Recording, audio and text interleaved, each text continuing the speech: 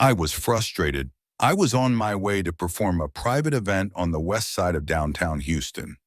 Road work on 45 had already cost me over an hour, and now I sat gridlocked in rush hour traffic in one of the busiest areas of one of the busiest cities in the nation.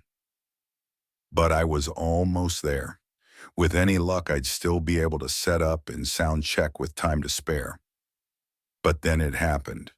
As I approached my exit, I was met with the orange mockery of a detour sign. If you know Houston, you know that a detour on the Pierce elevated at rush hour is not a simple U-turn or square the block affair.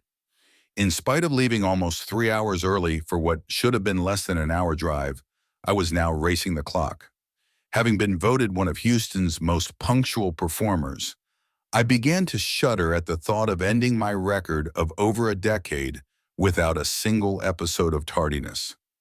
Orange detour sign after orange detour sign seemed to scoff at my heightened anxiety and frustration.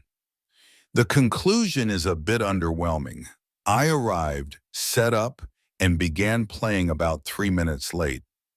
My OCD self still cringes at the thought of failing to salvage my punctuality record by such a minor margin. Now every time I see detour signage, a quick jolt of anxiety flashes within. But as in that instance, I see a parallel in my spiritual life. For years upon years, I'd prided myself on punctuality. After all, you don't get voted most punctual in H magazine by being whimsical with the handling of time. Yet in all those years, how many spiritual detours had I taken? How often had my own actions or pursuits seen me deviating from God's providential path? How many times had I forced the shepherd's crook to draw me back from perdition's boundary?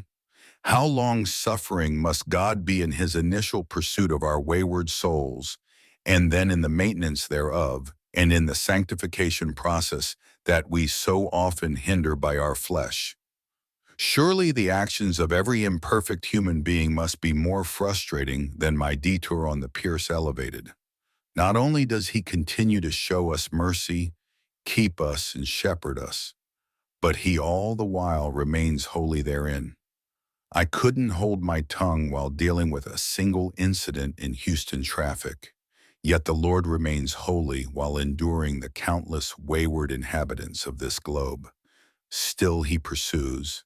Still he redeems, still he justifies, still he sanctifies, still he glorifies we who would have never laid hold of such a hope apart from his long-suffering pursuit. Now the sight of that orange eyesore in a roadway work zone that once caused me anxiety and indignation causes me to take pause and to be grateful for the relentless pursuit of the Almighty.